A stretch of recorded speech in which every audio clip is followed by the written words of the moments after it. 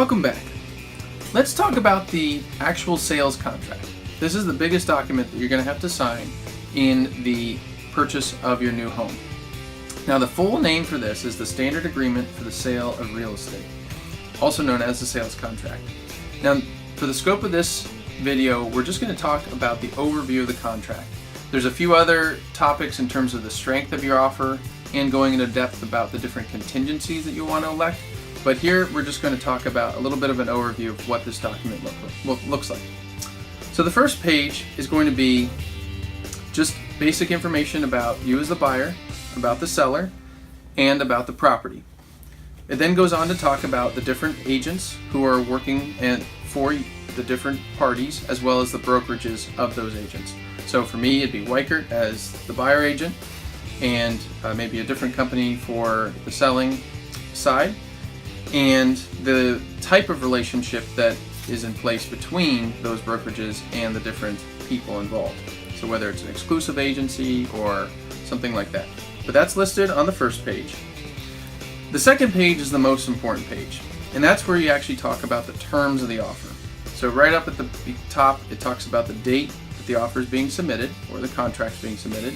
I kind of use those two terms interchangeably. And the purchase price, that's the big number. There's also listed at the top the initial deposit, how much that's going to be, and if there's any other initial deposits. And we'll get into that again later in terms of how to make your offer the strongest. There's another term here that you're going to want to fill in, and that's whether you're using seller's assist or not. Again, that's going to be another video that we talk in depth about that. And then the last important thing on this page is we start getting into some dates. And there's two dates that you want to keep in mind. One, it'll be the close date, the date that you're actually handing over the keys and acquiring ownership of your new home, and a date in which the seller has to decide if they're going to accept your offer or not. And typically that's going to be a day or 2 days between when you send them this offer and when you want to hear back. That way they don't just hang on to this offer and have it hanging out there for a while, and you find out after you've looked at other houses that they want to accept it. So you want to make sure you have those dates selected. Typically for your close date, you want to keep that between 30 and 60 days. Alright, so we have kind of the financials and some of the dates. The next page is going to talk about some of the appliances that might come with the purchase of this property, which ones you want to stay and which ones you want the seller to take with them that you don't want to have to deal with. And then you move on to your mortgage contingency. And we have another video where we'll talk about contingencies in more depth, but here you're going to have to list some of the basic financial information about how you're financing that purchase price for the property. And this will include the type of loan you're using, and if there's going to be any type of appraisal or things like that.